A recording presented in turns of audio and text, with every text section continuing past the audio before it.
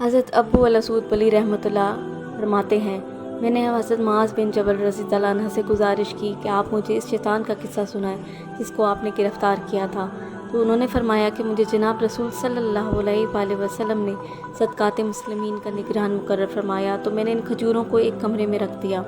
پھر میں نے دیکھا کہ کھجوریں کم ہو رہی ہیں، تو میں نے جناب رسول اللہ صلی اللہ علیہ وآلہ وسلم کو اس کی اطلاع کی، تو آپ صلی اللہ علیہ وآلہ وسلم نے ارشاد فرمایا، یہ شیطان ہے جو کھجوریں اٹھا رہا ہے۔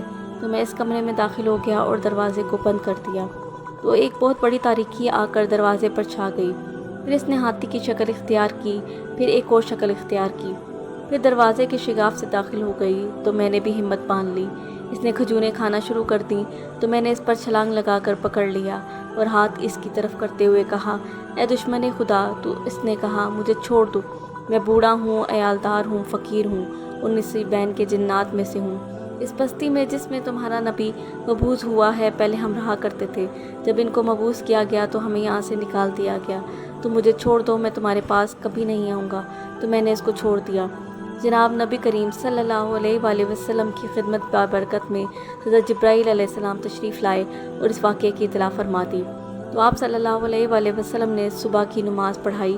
پھر ایک منادی نے ندا کی کہ معاذ بن جبل رضی اللہ عنہ کہاں ہیں، تو میں اٹھ کھڑا ہوا، تو آپ صلی اللہ علیہ وآلہ وسلم نے فرمایا، تمہارے قیدی نے کیا کیا؟ میں نے آپ صلی اللہ علیہ وآلہ وسلم کو سارا قصہ عرض کر دیا، تو آپ صلی اللہ علیہ وآلہ وسلم نے فرمایا، وہ دوبارہ آئے گا، تم تیار رہو۔ تو میں پھر اس کمرے میں داخل ہو گیا اور دروازہ بند کر دیا۔ وہ پھر آ گیا اور دروازے کے شگاف سے داخل ہو کر کھجوریں کھانا شروع کر دیں، تو میں نے پھر اسی طرح کیا جیسا کہ پہلی مرتبہ کیا تھا۔ تو اس نے کہا، مجھے چھوڑ دو، میں دوبارہ ہرگز نہیں آؤں گا۔